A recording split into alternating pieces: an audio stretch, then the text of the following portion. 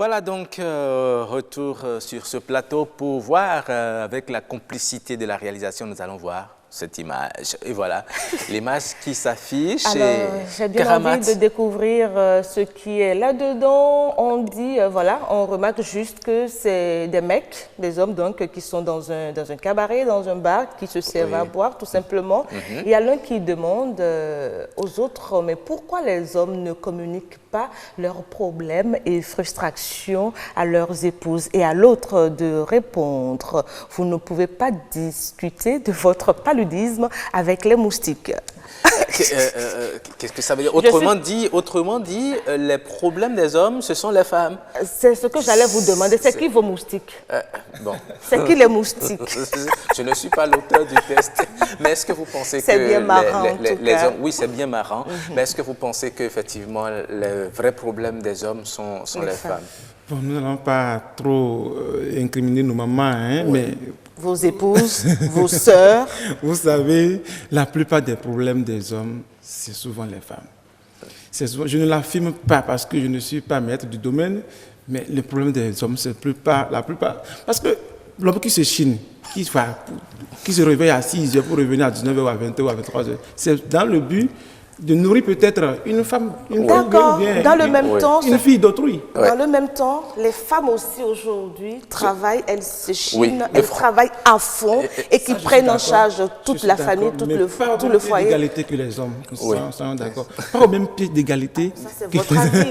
Quel est votre point de vue sur la question? Mon point de vue, je n'oserais pas dire que le problème des hommes, ce sont les femmes. Vous savez, chacun est quelque part la source de son propre problème aussi. Parce que quelque part, si l'homme aussi fait une introspection, il doit avoir des choses à se reprocher. Si la femme a eu à avoir un comportement, c'est certainement en réponse à un comportement de la part de l'homme. Donc, on ne peut pas tout de suite incriminer la femme et dire que, bon, lorsqu'un homme a tout de suite un problème, la source du problème, c'est la femme. Il faut essayer de relativiser, c'est ce que je pense et c'est mon opinion. Cela n'engage que moi. Et vous avez aussi, chers amis téléspectateurs, votre opinion aussi à vous. Hein? Est-ce que c'est vraiment les femmes qui créent des problèmes? Si c'est oui, ça doit être aussi vice-versa. Mais je pense que dans un couple, plutôt que de chercher à s'accuser, il faut plutôt s'asseoir ensemble et discuter, communiquer. Et c'est ce défaut de communication qui est aussi la base de certains problèmes. Et l'orgueil, il y en a qui trouvent que leur petit moi, le MOI, doit pouvoir prendre le pas sur l'autre, alors que dans la vie à deux, il n'y a pas ça. On doit pouvoir s'abaisser, se faire petit, même si on a raison parfois, se faire petit et communiquer, échanger, et ne serait-ce que pour faire apaiser la situation, la tension, et vous allez voir que chacun aura le sourire aux lèvres. Absolument, c'est très important.